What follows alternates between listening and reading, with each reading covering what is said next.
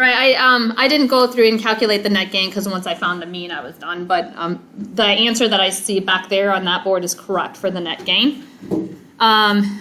So this is the solution to the board problem. I didn't spend as much time making this look nice, but I explained where that y came from in my mind.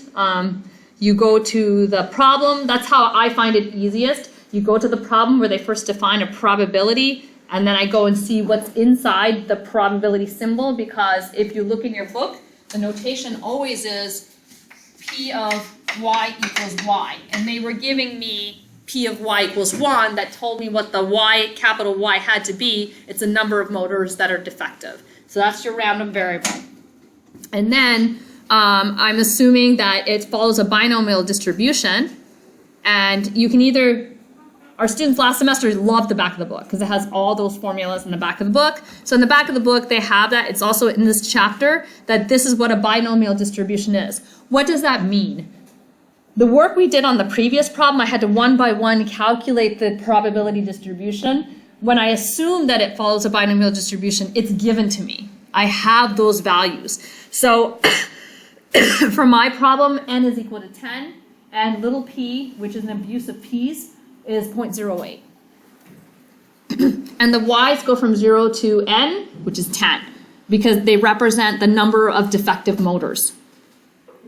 And so I just filled it in so I could see it. This is what my distribution looks like. So just to let you know, what does this formula mean?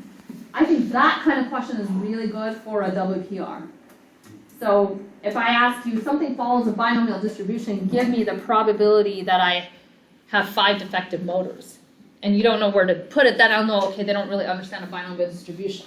So what that means is that if I wanted to find the probability the number of motors that are defective is 5, I would plug in 5 in for the little y into this formula and crank that number is. Whatever that number is at the end, again, I didn't finish calculating it, but whatever that number is at the end, it's the probability that there's 5 defective motors. So it's a formula.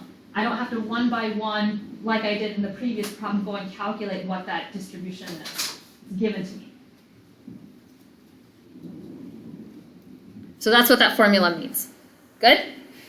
It's important to know that because you get, you'll get problems where you'll start to forget what that means and you're using the symbols, but you always have to know what that means.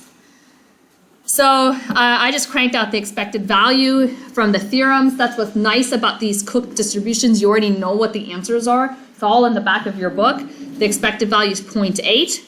And from then on, it's easy, peasy, lemon squeezy, as my daughter would say. So the final answer for net gain is on several of the boards that are around. Once you have that expected value, just crank it into that equation.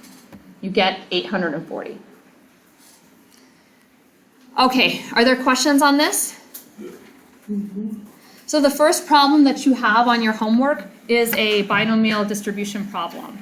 And reading through it might be a little difficult. I'm around all weekend. I've got 3 kids. One of them's here. So if I'm not at home, I'm here. I don't go anywhere. I'm pretty boring. So ask me questions.